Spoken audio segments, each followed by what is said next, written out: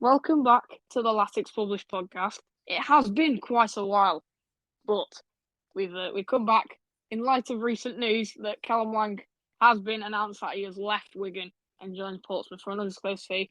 We believe it's around 500 grand plus add-ons, but just for the moment, Tom, what are your thoughts on this? Can we all have a party? No, we're joking. Yeah, it's not come as a shock. It was expected. But it's a good move for him. It's a fresh start.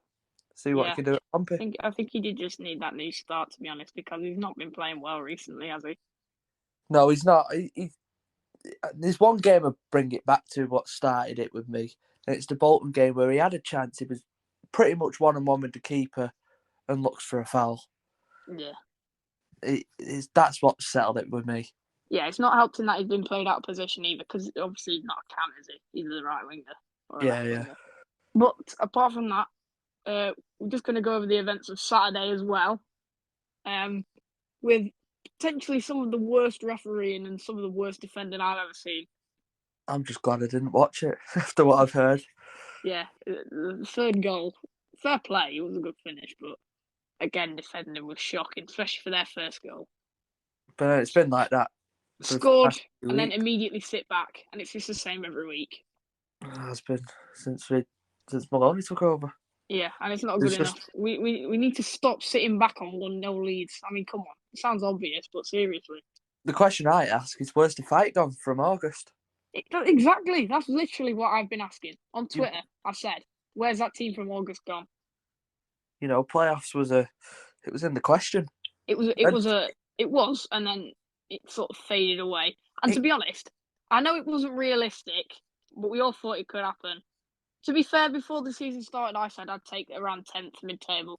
I'd take where we are now, 13th. At end of day, we've come over a -8 deficit in very quick time. Yeah. And, you know, we've not had the results that we wanted this season, but you know what, we move on. Yeah. I know this season's just sort of been a consolidation season. However, Maloney's not really used his playoff caliber squad, because you think about players like Stephen Humphrey, Charlie White, Matt Smith, Jordan Jones, even Sean Clare. They're all high-level players, even Stephen Sessegnon. They're all high-level League One players. They should not be losing to teams like Stevenage. Yes, I know they're in a high position, but just as an example, because when you see us play, it's nothing compared to what it should be on paper. Yeah. Considering that Maloney is such a well-regarded manager, granted he has been under pressure for the last couple of weeks, it's not been good enough since, I'd say, we started that losing streak in September. Don't know. We had the little blip in September, which that is what it is, and then we seem to over like October to end of New Year was on and off. Yeah, I don't know. We've had like these weird patches where we'll go on a winning streak for a couple of games and we'll lose a few and then keep winning and losing. It's really frustrating because we're looking like we're getting consistent and then it will all just fall off. As long as it keeps us up, that's how I'm bothered and about this season. It does go back to that toxicity as well. Just as I said earlier with Lang, he needed to get out of that toxic environment at Wigan. There was absolutely there's something going on behind the scenes, definitely, because you see the players the other week, they weren't happy when they were warming up against United. Stephen Humphreys, he's given up simply because he's had offers on the table from higher teams in the league. When he should be trying week in, week out, because he's absolutely class when he tries. Yeah, but I think, to be honest, if Humphreys really wanted to go that much, he would force himself not to make the matchday squad. But then he'd have fans on his back, considering that they already are. We are anyway. It wouldn't help the situation. So I don't think it would be the best option for him, simply because he'd get abused week in, week out, and he wouldn't want that. You're still at Wigan, and you still play for that badge. Exactly. You saw what happened with Alex Pritchard, Sunderland, the other day, refusing to play. Don't just become dead lazy all of a sudden because you've had offers from higher up the league that are better pay, you know, chance of promotion. You're still fighting with us. Yeah. Maloney should have a word with him, I think, about it. But yeah, just sort of briefly going over the game. And so we did score. We got a penalty in the 4th minute. Was handball from where I was sat, I thought. McGuinness took it, scored it, and then immediately we began to sat back as usual. And then they went and equalised. Point blank range, easy finish. We brought it on ourselves. However, we did go 2-1 up. Asgard, he got the better of his defender. Got quite fortunate, I thought, but it was a good finish in the end. I questioned the foul on the keeper as well for our disallowed. And then again, yeah, I was about to come on to that. We did score a third goal, however, it got chalked off, which it was not a foul on the keeper. Let's be honest, that referee, I don't know what was appalling. Foul there. There's no defending that defensive display from us on Saturday. However, the referee was absolutely appalling. Whether he's seen something completely different, I doubt. But then you could look at it and go, the the linesman should sit clearly. But then, what's the referee seeing? Is he just looking through a load of bodies and seeing a keeper gone down with a load of bodies next to him? Is at some points you've got to think maybe he's not seen right, but then he should be communicating with his linesman. And so what I'm going to say after that was half time. What I'm going to say could cause controversy, but 4 linesmen, I reckon. Yeah. Because they only go up to halfway, so you need another one on the same side, just so they can confer with each other what has been seen. It is a tricky one. VAR. But yeah, we did go into half time at 2-1 up. Should have been 3, and I think that would have killed them off, to be honest. But we come out the second half, didn't play that bad. I didn't think that we didn't create that many chances though. We were just sort of playing it in the middle of the park a lot. And then Pierre Gianni, it was a really good header to be fair, but it was again poor defending. And yeah, you could see it coming from a mile away that was going to go in. And then Nathan Thompson comes on 10 minutes later, absolutely batters it into the bottom left from outside the box. Granted, Tickle was, I'm not going to blame him for that, but no, you can't. It's our defending. It's been poor for a while. Yeah, it's not been good enough, and to getting out enough. And I thought that even though McManaman came on, he set the tempo for the rest of the game, and Humphries came on, did absolutely nothing again, jogging, shocking. Had a bit of an argument with the ref at the end, but that was about it really. I felt doesn't give us confidence going into Peterborough with that being going to be. No, it doesn't. I mean, I have been told that Bila Kapic is back. Granted, Jed Steer was on a loan or contract for about a month. He was apparently a really good goalkeeper. Now they've lost him, so there's something. Kwame Poku, one of their key players, is out as well. But even with that, I don't think it's going to be too well. I think we'd have to take a draw out of that one. Yeah, well, defensive. As much as I want to travel down there and see a win. Yeah. To be honest, the way we've been playing, display and our defence and the away form this season's not good enough. It feels like the only game we've actually won away is Bolton, but it isn't, thankfully.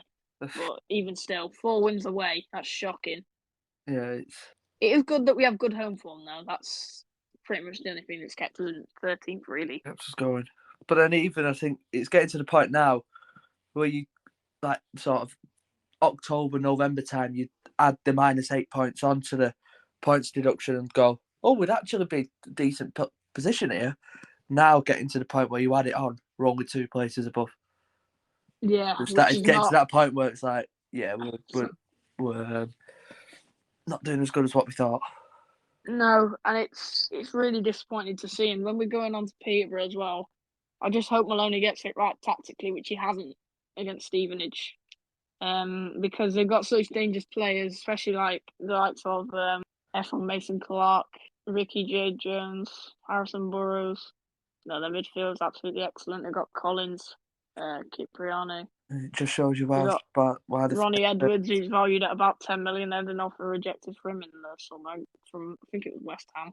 Might have been this That just shows you why they're up there this season. Yeah, fighting for the league. I mean, I think they'll be there or thereabouts come the end of the season. I think this title race this year would have been nice to be involved in.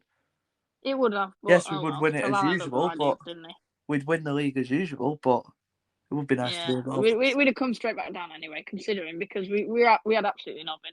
So even if Talal had left at the end of May, we'd have had nothing at all. Yeah, it's usual. We love being a yo-yo club. Yeah. I mean, considering that we actually stayed up in 2018-19, like that was quite the achievement. I just think what could have been with that squad. Yeah, I know. Paul Cook as manager. That squad we had in that administration year, were from in the championship. You know where could we be these days? I know. But so yeah, we had Tickle in goal, Kerr, Hughes, Chambers across the back in a 3-4-3. Nice to see Kerr back in the squad. Yeah, it was. He After actually played all right, I thought, very despite long the injury. defensive errors. Clare at right wing back, Jones at left wing back, and then Shaw and Smith in the middle. Johnny Smith on the right wing, Asgard on the left, and McGuinness up top. Which, to be fair, I thought that was a decent lineup coming into this, despite the fact that Godo wasn't actually in the squad, and he probably should have been over maybe Asgard. No, I think he's injured for a few weeks. I'll have to see if I can find an update on that. Yeah. And Sessegnon came off the bench to play in the middle. And yeah, Charlie White also came on towards the end for McGuinness. But overall, it wasn't really good enough, I didn't think. And now that leaves us in 13th with 34 points. And it's not looking good considering that we've got Peterborough next. And then we've got Exeter, Oxford away on a Tuesday. That'll be a tough game. And then we've got Bolton on the 27th of Feb. Obviously, we've got Cheltenham and Shrewsbury in between. But couldn't be more scared for Bolton. I know. I really do think they will beat us. This will be the year this time. Yeah. That we lose our winning streak. But anything can happen on Derby Day. It has been 10 years now, nearly. Well, not 10 years, but about 9 years, I think. Yeah. But on Derby Day, anything can happen. Yeah, anything can happen. Gonna be a very tough game.